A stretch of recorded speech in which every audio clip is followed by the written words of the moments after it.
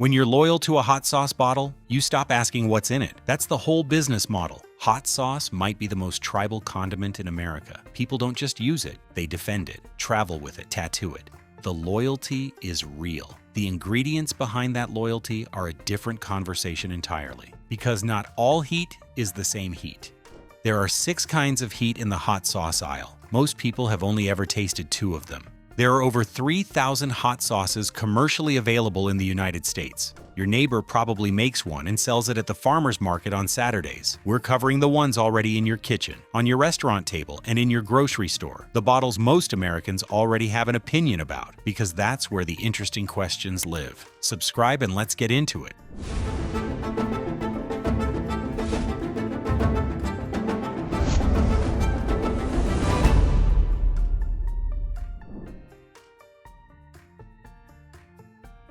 Frank's RedHot is on more tables, in more kitchens, and on more wings than any other hot sauce in America. The brand generates over $1 billion a year. Buffalo wings are legally required to contain it. Soldiers carry it overseas.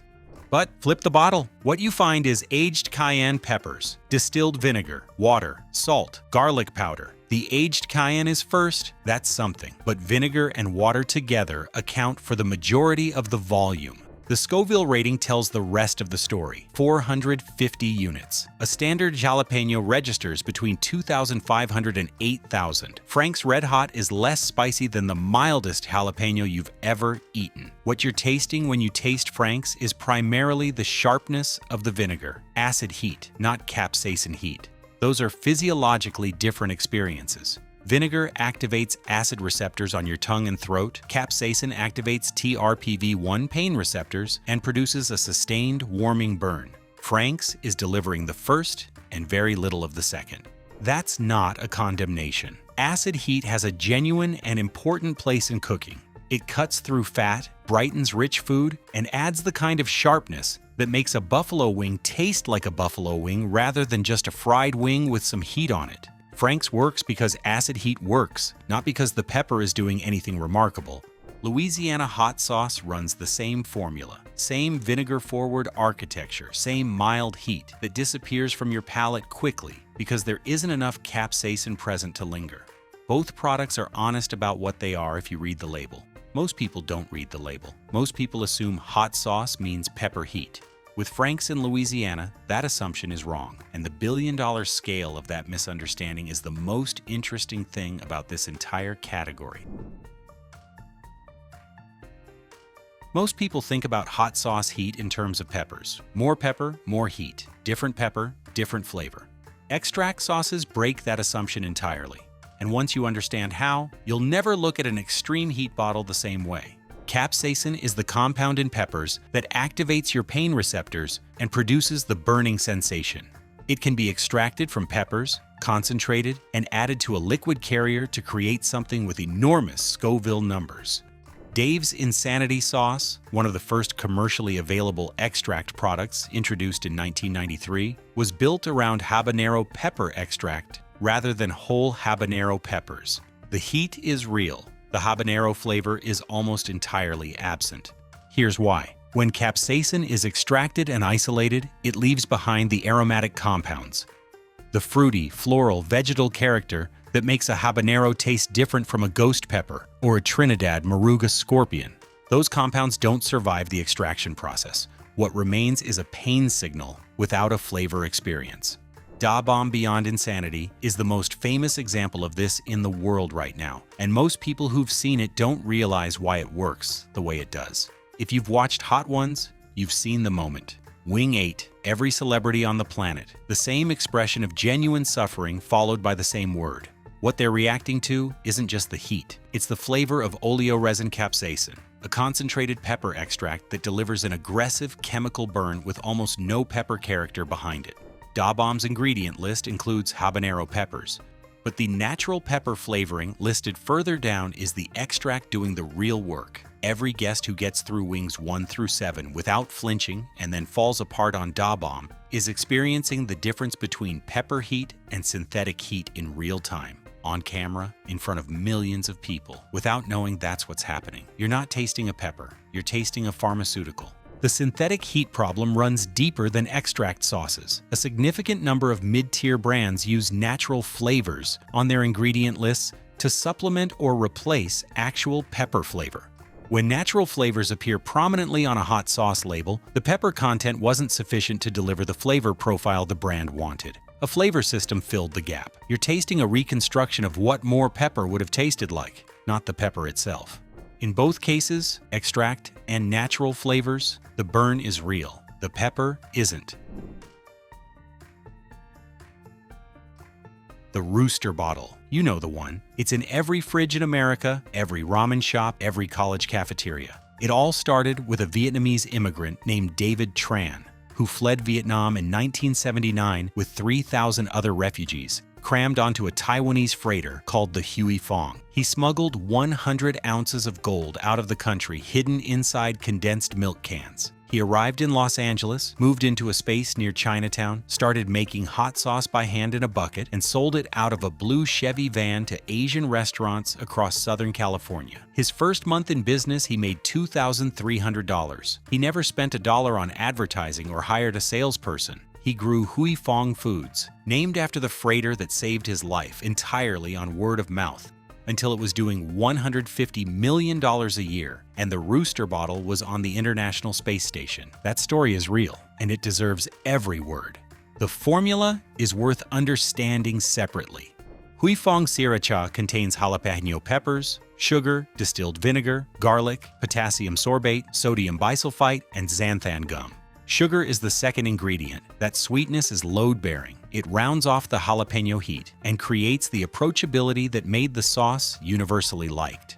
Remove it, and you have a sharper, more confrontational sauce that far fewer people would put on everything. The synthetic preservatives do shelf-life work. The xanthan gum exists because the pepper content alone doesn't produce the characteristic cling. A thickener was required to create the texture the bottle promises. The reason Sriracha goes on everything is the same reason sugar heat always wins mass market adoption. It domesticates spice. It makes heat accessible to people who don't naturally love heat. That's not a flaw in the formula. It's the formula's entire purpose. And it's why David Tran built one of the great American food company stories of the last 50 years. What the 2022 shortage revealed is how completely that formula had become habit rather than just preference. When a catastrophic breakdown between Tran and his sole jalapeno supplier, Craig Underwood, a California farmer who had grown Huy Fong's peppers for 28 years, sent the supply chain into freefall. Bottles disappeared from shelves, and Amazon resellers charged $80 for a single bottle. Tabasco quietly launched a website called SrirachaShortage.com, positioned their own Sriracha into the void, and by the end of 2023 had taken the top spot in the category that Tran created. What people were mourning wasn't just a flavor, it was a specific, familiar sweetness that had become irreplaceable by habit.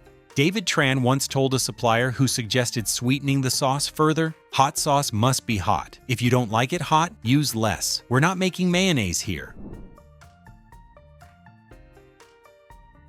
Vinegar first, acid heat. Works great in the right context. Not what most people think it is. Extract or capsaicin on the label, synthetic heat, pain without flavor, sugar in the top 3 ingredients, sugar heat. Engineered for maximum approachability, goes on everything because it was designed to. Price makes no sense versus the ingredient list, brand heat. You're paying for what's on the front, not what's behind it. Pepper heat has been sitting on the same shelf as everything above it the entire time. Most people walk right past it.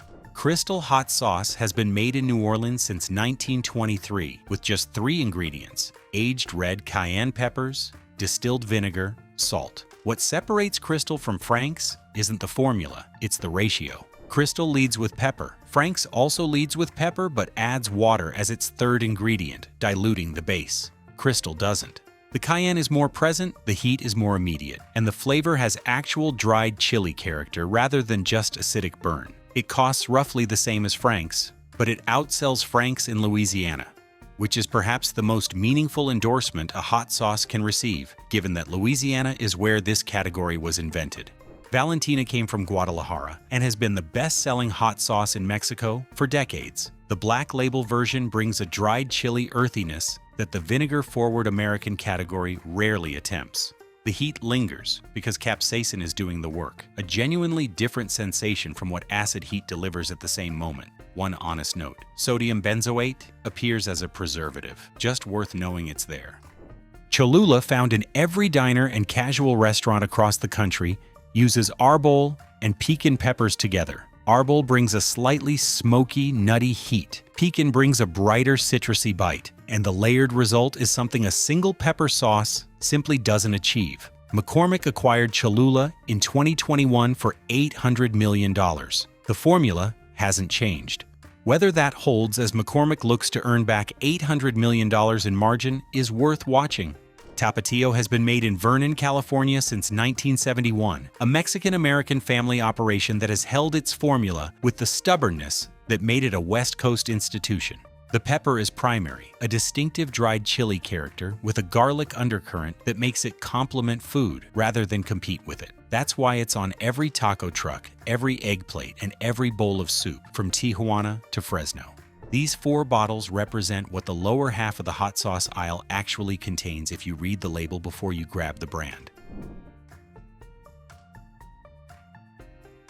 At the far end of the spectrum is a small group of products where the flavor doesn't come from a formula at all. It comes from a process, and that process is older than any bottle on this list. Fermentation is what happens when you salt fresh peppers and let beneficial bacteria transform them over weeks or months. The bacteria consume sugars, produce lactic acid, and build flavor compounds that didn't exist in the fresh pepper. The result is heat that integrates into the overall flavor, rather than sitting on top of it like an announcement. Layered, funky, complex, with a warmth that develops rather than strikes.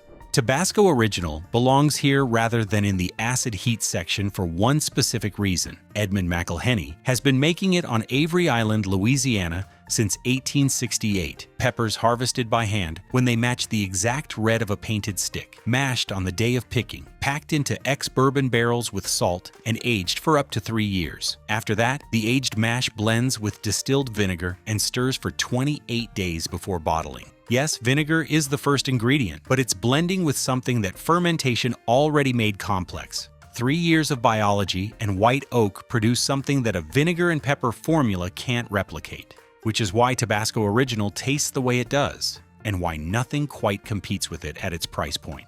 The line extensions don't share this story. Tabasco Green, Tabasco Chipotle, Tabasco Habanero. None of them use the barrel aging process. They use the brand name to extend a franchise into products the original's reputation built, but the production process doesn't support. The original aged red Tabasco is fermented heat. The rest of the lineup is that story's marketing budget.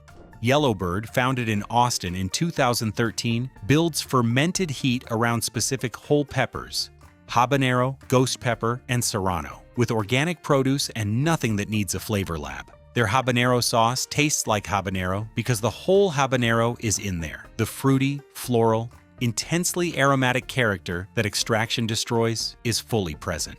When you put Yellowbird habanero on food, the pepper contributes something beyond burn. It contributes to the actual flavor of the chili. That is not a standard achievement in this category. Secret Aardvark out of Portland blends habanero with roasted tomatoes, carrots, onion, mustard, and garlic into something thick enough to be almost salsa adjacent. You could reconstruct this recipe in a kitchen. That's the test, and Secret Aardvark passes it.